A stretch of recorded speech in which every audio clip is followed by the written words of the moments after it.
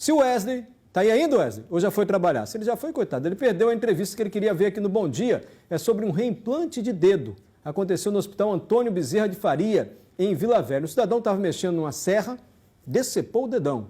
Aí correu para o médico e os médicos conseguiram reimplantar o dedo que estava, imagino, já fora da mão, completamente decepado. Quem está aqui no estúdio são os médicos que fizeram a cirurgia. Dr. Guilherme Augusto Silva Amariz e o Dr. Leonardo Peixoto Pancini. Doutores, obrigado por terem vindo.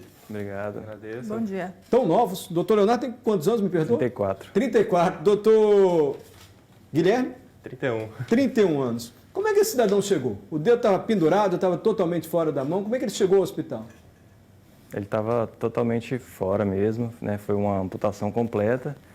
E aí ele tinha ido à unidade de saúde próxima, onde ele estava, em Viana, e depois foi encaminhado ao Antônio Bezerra de Farias. E chegou lá com o dedo na sacolinha mesmo. Eu ia até perguntar isso, como que faz? Então, coloca no gelo, num saquinho, faz o quê? Existe um protocolo para você acondicionar o membro de forma correta para ele ficar viável por mais tempo. E o ideal é que você acondicione ele com resfriamento, né? Ele não pode resfriar muito para não congelar. Então, o que geralmente a gente faz é colocar o membro num recipiente, uma sacola fechada, coloca dentro de um outro recipiente com água e gelo, para que ele não congele. Não pode ter o contato direto com o gelo também, não pode colocar diretamente com gelo, senão ele vai congelar e acaba estragando, né? Acaba ficando inviável mesmo. E foi assim que ele chegou lá? Com a mão, com um curativo e outra mão segurando o dedo que estava faltando? Exato. Dessa forma. Quanto tempo entre o dedo ser decepado e o início do reimplante? Pode falar, Guilherme. Ele chegou em torno de 10 horas da manhã. Então, a gente prontamente atendeu o paciente. Fizemos o primeiro atendimento, a gente tem que documentar, fazer radiografias. O coto de amputação tem que ser feito um curativo compressivo na hora para evitar sangramento. Já imediatamente levamos a parte amputada ao centro cirúrgico, iniciamos a dissecção dos vasos, então isso, até o paciente ser anestesiado, isso levou umas 2 horas. E depois iniciamos o processo mesmo do reimplante. Quando o senhor fala de dissecção dos vasos, um vaso tem que espessura, assim? Ele é fininho, da espessura da caneta aqui, por exemplo, é mais fino.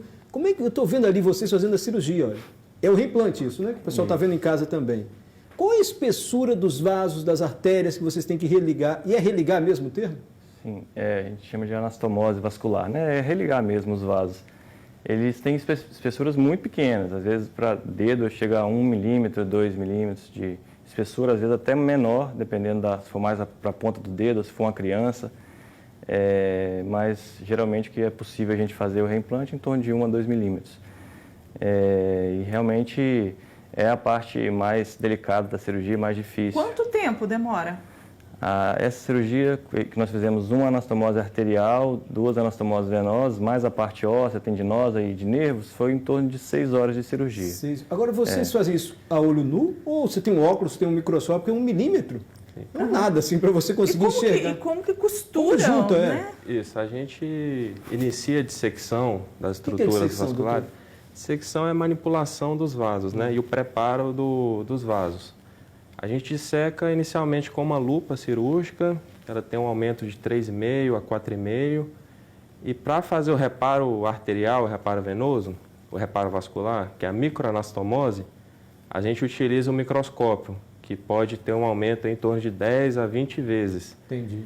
Então, assim, o instrumental é muito delicado. E o fio que a gente utiliza, geralmente ele é mais fino que um fio de cabelo. Então, fica muito difícil a gente enxergar olho nu. Foram 6 horas. A parte do dedo decepada, ela fica sem sangue? Quando vocês ligam, o sangue começa a irrigar, ele mexe? Como é que é após ligou ali, esses vasos tão finos? Exatamente. Ele está sem sangue. Primeiro a gente faz um preparo nesse coto, então um dos cirurgiões geralmente entra um pouquinho antes, já vai procurando as estruturas para poder já marcar, deixar separadinha. E aí depois a gente leva ela para a mesa, fixa fixa a parte óssea, né, no osso aqui da mão, faz a parte tendinosa e aí depois vai para a anastomose arterial. Quando faz a anastomose arterial é que o dedo volta a reperfundir, né? Volta a chegar sangue novamente e aí o sangue começa a refluir pelas veias. Mas e aí, qual o tempo depois para ele voltar? Ele fica normal? Ele volta a ter utilidade ou fica um dedo ali sem conseguir mexer? Sim, a parte do polegar, ele é em torno de 40% de função da mão. Então, o objetivo é ele conseguir retornar às suas atividades laborais, dar chance, né, ao paciente de ter suas funções, pelo menos, próximas do normal. Você já sabe se deu certo? Assim, você já pode mexer de novo o dedão que foi decepado? Já tem um resultado? Então, a gente tem que manter um pós-operatório com o dedo imobilizado, porque as estruturas são muito frágeis, até os vasos cicatrizar, há em torno de 4 semanas, a gente mantém o dedo imobilizado. Mas, assim, a gente avalia a viabilidade do dedo, né? A perfusão, o sangue chegando na ponta, se você está com o calor adequado, né? Se está quente, se não tem nenhuma congestão venosa, o sangue não está ficando represado por falha das veias. E isso já, passando de 5 dias de pós-operatório, que foi ontem, ele já praticamente não tem mais o risco de perder o dedo. Que bom. Deixa eu agradecer então ao doutor Guilherme Augusto Silva Amarice, doutor Leonardo Peixoto Pancini, doutor Leonardo aqui de Paletó Azul, doutor Guilherme, estou agradecido por terem vindo ao Bom Dia explicar os detalhes, o que vem por aí, né? Com essa nanotecnologia, com essa tecnologia até de robô ajudando as cirurgias. O senhor acha que daqui a alguns anos essa cirurgia nem vai precisar de um médico ali acompanhando, um robozinho já vai fazer tudo sozinho? O futuro tem a parte, né, das próteses biônicas, né, que está sendo muito estudado, está nos Estados Unidos, na Ásia, mas ainda é um mecanismo muito importante, né, a microcirurgia, né, que é o microscópio, e esses instrumentais estão cada vez se modernizando. Muito obrigado ao senhor. Nós agradecemos, obrigado. Terem vindo aqui contar os detalhes.